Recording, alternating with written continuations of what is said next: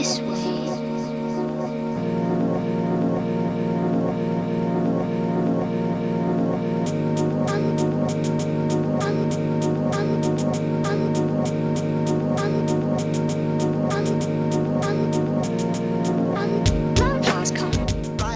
Welcome to the Psychovertical podcast. I'm your host, Andy Kirkpatrick. Another week has gone by, and there's a storm warning over here, so we're on standby for the roof getting ripped off by some Atlantic gale. So if you hear any noise while I'm recording this, that's just the roof coming off. So, what am I talking about this week? I don't really know. I've just finished a very in-depth look at race vests on my Substack, which is it's kind of like a prehistory of the race vest, which sounds very exciting. Which is looking at like sort of webbing from the Second World War, First World War, poachers kind of clothing, all the history of the pocket, lots of interesting stuff in there. So check that out. I had this idea about doing a podcast with my dad, but I spoke to him yesterday, and he was telling me about a friend of his who's got this job in Yorkshire on an old firing range where they've been dropping bombs for like 100 years. And apparently this range has like thousands of unexploded bombs on it, and it's next to the sea, and as the sea is eroding, the bombs are falling out of the cliff onto the beach. So his job is to go along and collect them and blow them up. He is actually qualified as a bomb disposal person. Just point that out. It's not just like a normal job. So I was telling my dad, I was like, do you remember that time when we went to this bombing range when we were kids, and we were walking along, and I was like absolutely shitting myself because there was like big holes in the ground on the track we were on where bombs had basically gone into the ground. And it was a place where those A-10 Thunderbolts used to fly over a lot and fire their you just fly over and they'd be like, and they would fire like 70 bullets in a second or something. Anyway, so we're walking along this thing. I was utterly terrified I was going to get blown up at any second. And suddenly my dad was behind me, and he was like, lads, catch this. And he basically turned around. He had a bomb in his hand, this like 2 foot long blue bomb, and he threw it at us. And but anyway, it turned out it was a plastic bomb. It was like a practice bomb, but we didn't know that. So anyway, so I was telling my dad this story, and he was like, I have no recollection of that whatsoever. So I've kind of come to the conclusion it's pointless having a podcast with him about his early days in the mountain rescue and stuff, because he doesn't remember anything. So it would just be me recounting stories I remember that he has no recollection about. So I was thinking, I was talking to my daughter, and I basically communicate to my children through Facebook, but I don't have a Facebook account, so I use my wife's Facebook account. I sort of ring them via Facebook because I don't have a phone either. And I made a terrible mistake. Is that as soon as I finished talking to my daughter, who's got really into training. So she's been going to the gym like every day, and she's been drinking what's that stuff, that powder, protein powder. It's like amazing young people, what stuff they get into. Anyway, so I made a terrible mistake. I just finished talking to her, and I started scrolling down, like, see if my wife's having an affair with anybody. But I was like scrolling down the news feed. Oh God, that's just always such a mistake to do that. You always get drawn into some, drama or something that makes you click or get angry or something. And anyway, so I ended up scrolling down, and there was this headline from Climbing magazine. Like I kind of got this thing now, if anything is coming from Climbing magazine, outside or Rock and Ice, it's basically going to be bullshit. Basically, it's just not of any use in my life, really. So anyway, the headline was, "The climbing community has been the source of my deepest pain," by the CEO of the American Alpine Club. Mitsu is I don't know. I can't really pronounce his last name. Anyway, so basically, me not being able to pronounce his name proves QED that climbing is racist and white people are racist. Like the lack of disrespect for me not to go away and Google and find a. I actually did Google and find how I pronounce his name, but I just can't. I can't remember it. So, but so yeah, I am conscious. I'm willing to admit to my deeply held. I'm not just like subconsciously, don't like Japanese people. I actively go out my way to offend them by mispronouncing my name. And if he was going to call me Andrew Kilpatrick, I would feel exactly the same about him. Like probably, I would say like 50% of people call me Andrew Kilpatrick, not Andrew Kirkpatrick. Kilpatrick is Irish, Kirkpatrick is Scottish, and I feel exactly the same. Those people are just hate Scottish people, and I often spit in their faces when they say it, and they kind of don't really get it why I'm doing that. Anyway, so but the article, you can go and read it. It's not very long. It's basically one of these things. Like you're either a victim or you're a victimizer. You're either guilty or you've been what's the other opposite of being guilty? You're either criminal or you're a victim of some crime, social crime. Anyway, so the basically thing is about basically how old climbers are racist, and American climbers whatsoever as well, and they're not only it's basically they're racist, misogynistic, anti-trans. They're basically scum. All climbers are scum. Maybe not all of them. I'm sure there's some good ones. Like many of my friends are climbers, and they're not all bad, but most of them are, and they don't even know it. That's the worst thing.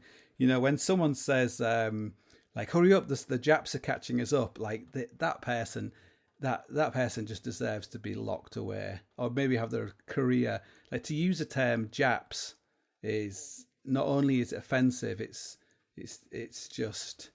evil, basically. Using the word Brits, I feel the same about that. If someone says, "Oh, you're a Brit," I'm always like, "You racist fucker," and I often just walk out, just walk straight out. When someone says like, "Oh, you're from Northern England," or "Do you like Manchester United?" I'm like, "You racist bastard," and I just walk straight out. Like I just can't be doing it. So this article was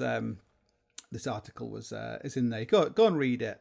You don't need to read it really. Like so much today, you don't actually have to physically go and look at anything, because just by me explaining, you just know what it's like, written by an algorithm. Basically, you just type in your name. It's like the algorithm's like, that sounds like a Japanese name. I'll just move together a few sentences, a few like things, and we'll just make it's just created. That's I think if we don't live in a simulation, there is a simulation that exists at the moment, and it's basically this online simulation of the AI is taking over people's brains, and they're just the simulation isn't like the Matrix. It's actually it's like an internal simulation inside everyone's minds, apart from mine and a few people. But I would actually like to be assimilated into that thing.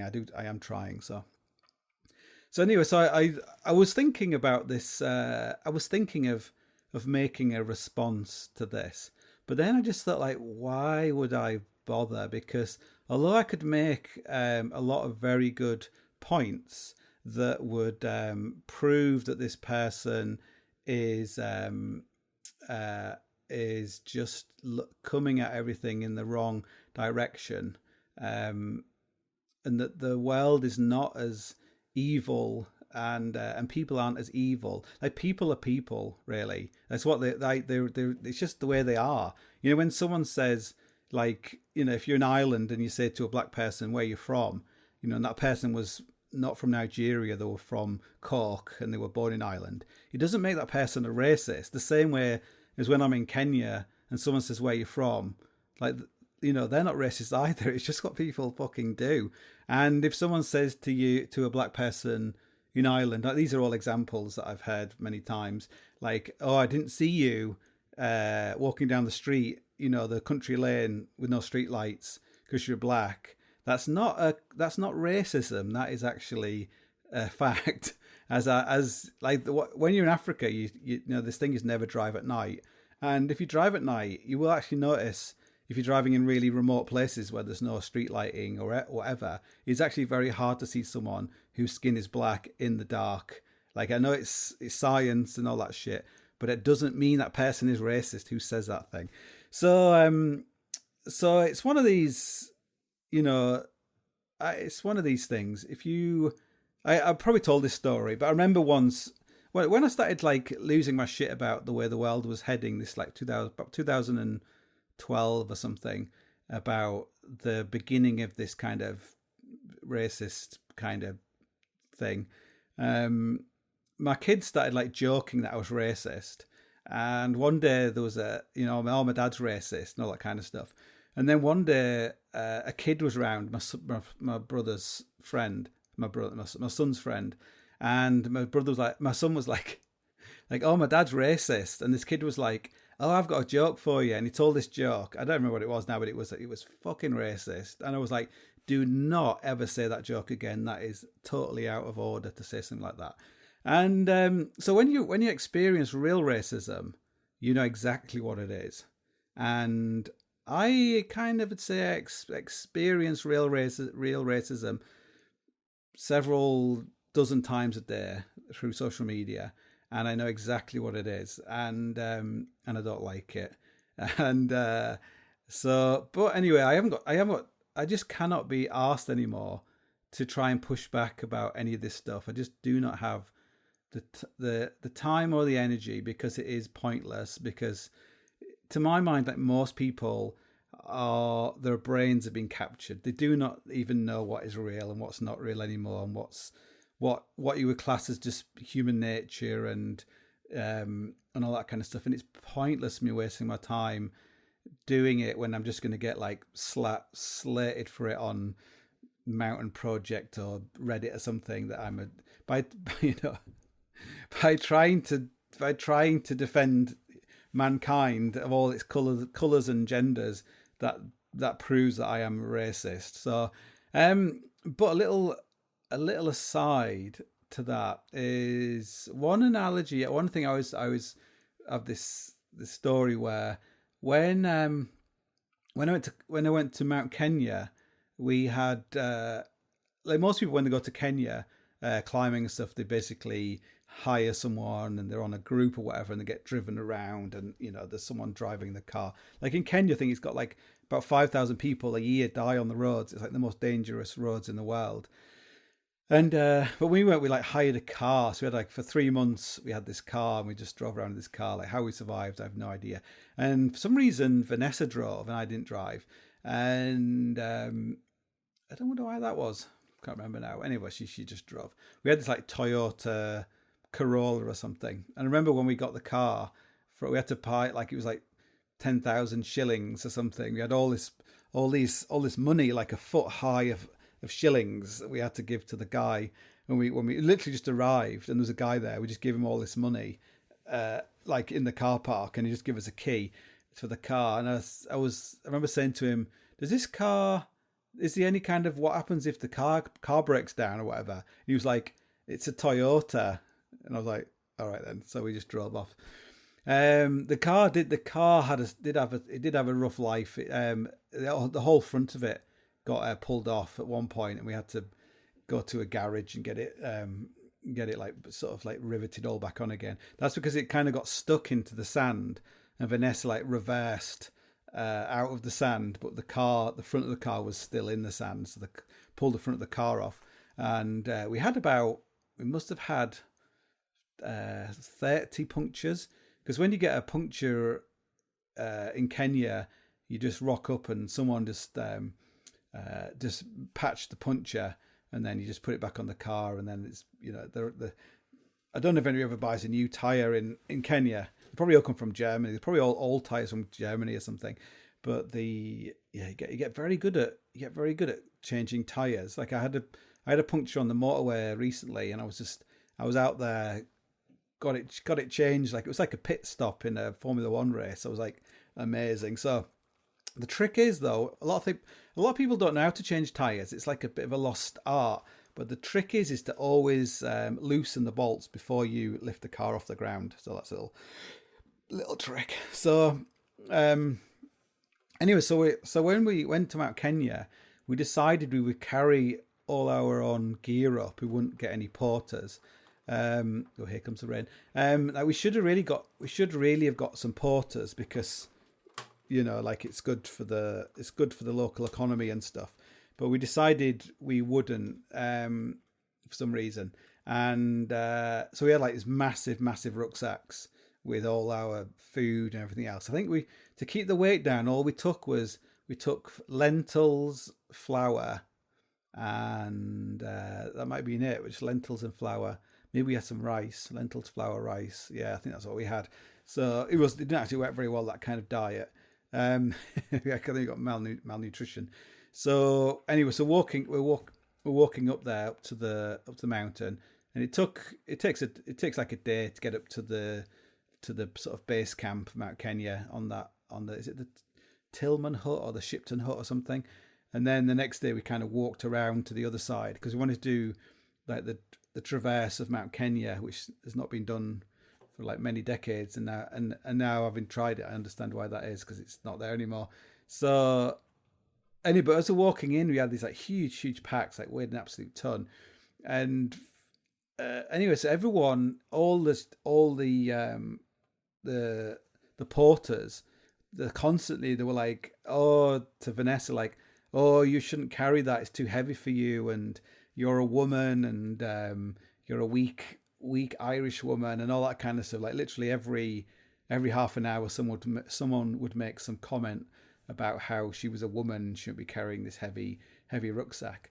Now, Vanessa could have come home and she could have written some diatribe that could have been printed by Climbing Magazine or Outside or Rock and Ice about how the porters on Mount Kenya were sexist, misogynist, probably racist, because, you know, if a woman, I saw some black Kenyan women carrying heavy loads, no one was saying anything to them, and maybe they were consciously aware of that they were being sexist and racist and misogynistic, or maybe it was like subconsciously, maybe they didn't even know any better, and maybe really like they should all be like re-educated, and even, you know, if maybe the, you know, the authorities should get involved, and you know, maybe trying to identify people who should maybe get the sack and shouldn't be doing that job if they can't, you know, control the racist, misogynistic,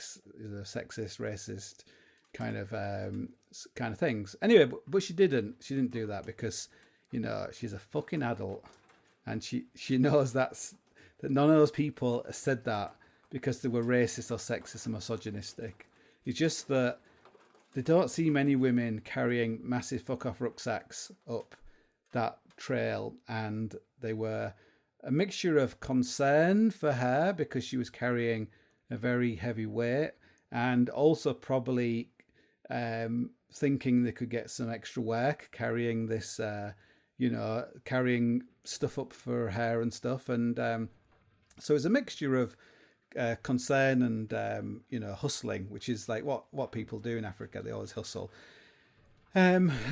So yeah, I was also, you know, like I also could come back, and the number of people who use the racial slur Mazingu, is it Mazingu? Mazingu? Like every day I'd be walking along and it'd be like, hey, Mazingu, you know, like this kind of stuff. And Vanessa had this story, because Vanessa went and worked in an orphanage in Africa before I met her, and you know, she was there with this this American who was a little bit overweight, and all the Africans would be like, "Hey, fat mama," all the time, which is not only sizist, it's just offensive. It's like we should be celebrating fat people. So we I could have, like I say, I could have written a thing about how deeply offended I was as a white person, as a minority, to go to Africa and to be treated, it wasn't just what people said, it was just the looks people give me. Like, some people would look at me and they'd be like, you're not black, you're white, what are you doing here? Little stuff like that. Even like just sometimes they didn't look, but I could just tell that's kind of, they were just thinking racist thoughts. They might even not known they were thinking it, but I know they're thinking it.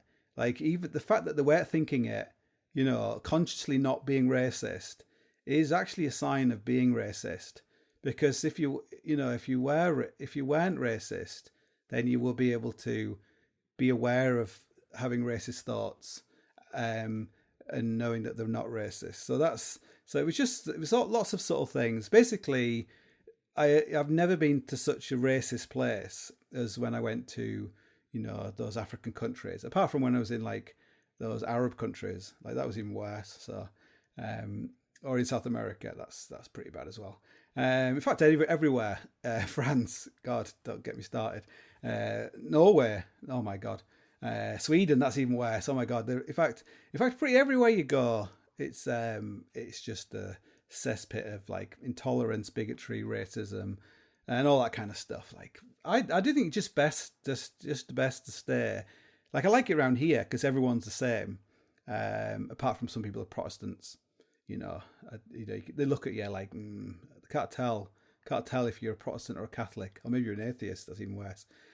So I just try and keep myself to myself. I try not to, even Vanessa, my kids, I sometimes, I'm not quite sure what they think about me, or, what they think, or anyway. So, so I was gonna talk about that, and I was gonna write something about it, but I was like, what's the point? It's completely pointless. It's completely pointless. So, so I won't. But I always take this view that Malcolm X, one of the big things, like Malcolm X is like your classic, thinking everything through a racial lens, like you would do. It's like the time or whatever. And but he when he went traveling, it's like going on interrailing or something. But when he went to the Middle East, I think he went to Mecca, and then he went to go to Ghana, or he went to Ghana. He went traveling around Africa, but it really helped him to readjust his brain to a more global kind of citizen. Where he probably didn't take things or people quite as seriously as he did before, and I think it makes you more compassionate. I think the more you travel. I can remember, I might have told this story before, but I remember I was once in this. So I have this story. I actually wrote a story about this. Is when I was in Namibia. Like, Vanessa's got like really crazy kind of hair, like Irish people. Like, Irish people have crazy hair. It's kind of to do with all that alcohol in their DNA or something. And we're in Namibia, and there was these three little girls, and I think they were like hustling for some money or food or something. So I was giving them our food we didn't need, and then Vanessa was there, and they started reaching up and like touching their hair, and I was like, "Oh, you shouldn't do that. That's racist, to touch someone's hair who's not the same as you." So I was giving them a little lecture, about unconsciously, kids. Unconsciously, you're being racist there, so please stop touching your hair. So I'm sure after that they probably thought like, oh, I'm glad I met that white guy. Like, he's really put me straight on stuff. So anyway, but I was in this I was in a hot tub somewhere, in like a pool in the desert in America, and there was a black woman in the hot tub. It's just like a not hot tub. It's one of these. anyway, a hot pool in the desert. So we're sitting in this thing, and the subject of these girls touching her hair somehow came up, and I told this story about the girls touching Vanessa's hair and how I told them they were racist or something. I was joking at the time, but I think she thought I was being lit, anyway. And then she started telling me about her sister had really frizzy hair and how white people often came up and wanted to touch it, and that she really did think it was racist. So I was like, well, I've got this friend, Alex, who's Norwegian, and he's got really, really frizzy, like afro kind of hair, like sideshow bob kind of hair. Like it's crazy, this like crazy kind of hair, and it's red. It's like red Viking afro kind of hair. And like all his life, people are always reaching up to touch his hair, like Norwegians or anywhere he goes in the world. People are like drawn to his hair because it's like, it's kind of magic.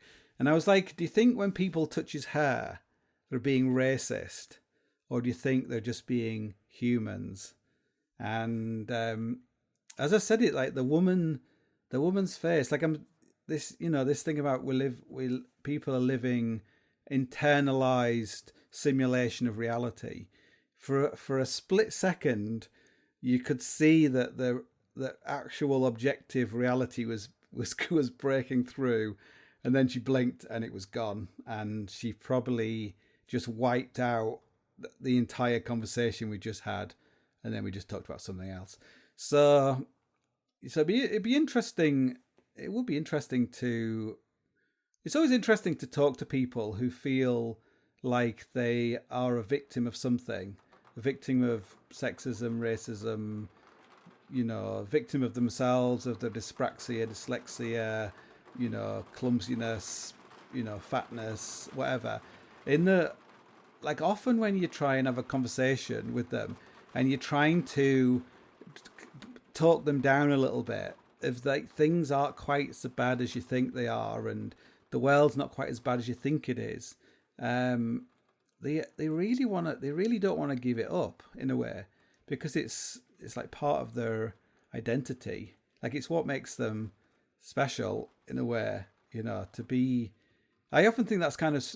I often feel sorry when you're in Africa. You would often see Americans, Black Americans, African Americans in Africa, and they totally stood out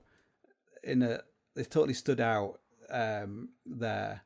Although they kind of look the same. Like if your heritage is Nigerian or something, and you're in Africa, but you're American, you just look like you're an American, but you neither feel.